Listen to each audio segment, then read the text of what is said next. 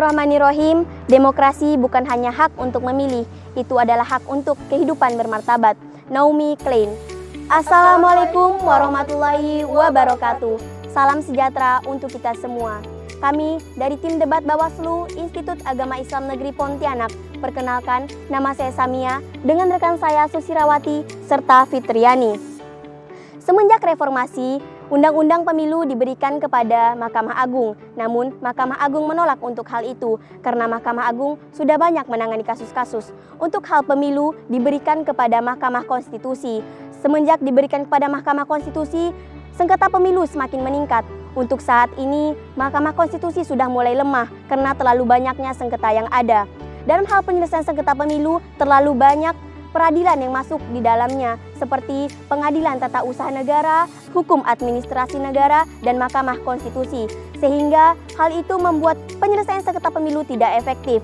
Dalam hal ini perlu adanya peradilan yang khusus untuk menyelesaikan sengketa pemilu agar tidak terjadinya tumpang tindih antara satu dengan yang lainnya. Anggota Dewan Majelis Hakim Mahkamah Konstitusi Republik Indonesia, Saldi Isra, mengatakan bahwa pemilu di Indonesia ini sangat rumit karena terlalu banyak pihak yang terlibat di dalam prosesnya. Dilansir dalam channel YouTube Mahkamah Konstitusi Republik Indonesia. Bismillahirrahmanirrahim. Terseret musim kampanye karena alasan ideal atau hanya sekedar taktik. Najwa Shihab berbicara mengenai Bawaslu, bahwasanya Bawaslu memiliki dua unsur utama sebagai pondasi berdirinya dari Bawaslu itu sendiri. Yang pertama sebagai badan penegak dan yang kedua sebagai badan pengawasan.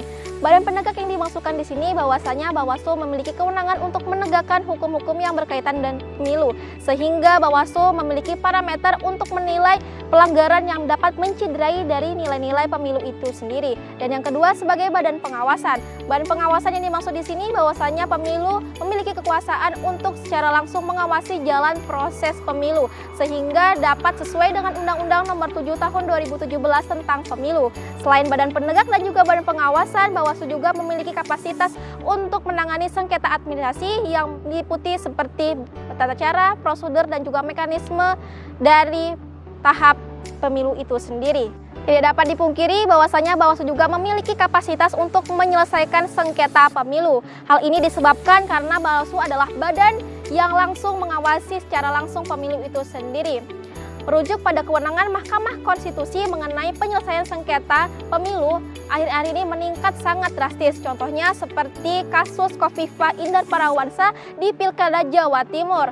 Hal ini disebabkan karena Mahkamah Konstitusi hanya memberikan hasil dari penetapan pemilu namun tidak mengetahui apa yang telah terjadi di lapangan. Bismillahirrahmanirrahim. Pemilu bukan untuk memilih yang terbaik, namun untuk mencegah yang terburuk berkuasa. Frans Magnis Suseno. Undang-undang Bawaslu untuk saat ini perlu adanya revisi karena sudah tidak relevan dengan permasalahan yang ada. Dalam Undang-Undang Nomor 7 Tahun 2017 tentang Pemilu menjelaskan bahwasannya Bawaslu hanya berwenang mengawasi untuk proses pemilu saja. Namun seharusnya Bawaslu-lah yang berwenang untuk mengawasi dari proses jalannya pemilu hingga hasil penetapan pemilu tersebut. Karena Bawaslu memiliki peran yang sangat penting dalam mengatur banyak hal, sehingga perlu diperkuat dalam kewenangannya serta kedudukannya. Wewenang Bawaslu dalam hal ini perlu ditambah. Perangkat-perangkat yang ada di Bawaslu perlu untuk dilengkapi, seperti peradilan ad hoc yang masih memungkinkan untuk Bawaslu yang mengelolanya.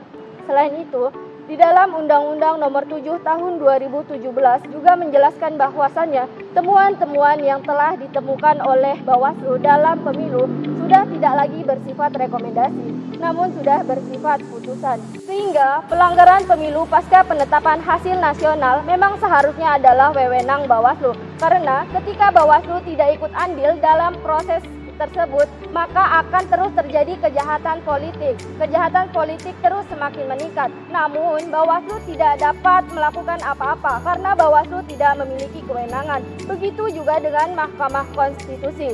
Mahkamah Konstitusi tidak bisa berbuat apa-apa karena Mahkamah Konstitusi bersifat delik aduan. Dengan adanya fakta tersebut, maka ranah Bawaslu perlu diperluas lagi agar tidak terjadi kecurangan politik dan juga kecurangan hukum. Sekian dan terima kasih. Assalamualaikum warahmatullahi wabarakatuh.